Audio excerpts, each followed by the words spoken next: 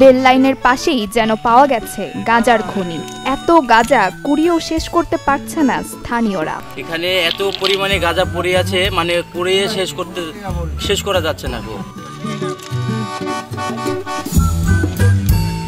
এমন ঘটনাটি ঘটেছে নাটোরের নলডাঙ্গায়। স্থানীয়রা জানান, উপজেলার মাধনগর রেল স্টেশনের দক্ষিণে 253 নম্বর পিলারের কাছে একটি ব্যাগে কয়েক কেজি গাঁজা পড়ে থাকতে দেখা যায়।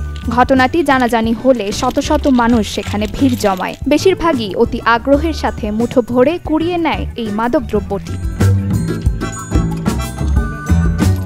গাঁজার ব্যাগ পড়ে গেছে 2-3 কেজি, জনগণ পুড়িয়ে দিচ্ছে। অনেকগুলা লোকজন ওখানে ঝাঁক লেগে আছে, হঠাৎ দেখি ওইখানে গাঁজা কুড়াচ্ছে সবাই।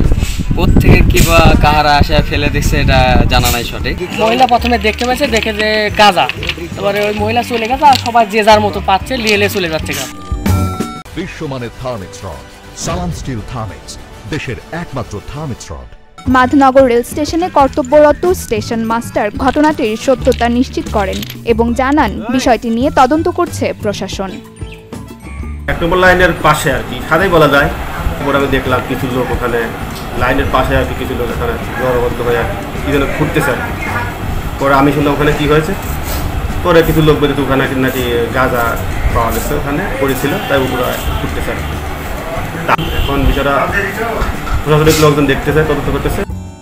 এই ঘটনাটি এখন নাটোরের টক অফ দ্য টাউনে পরিণত হয়েছে।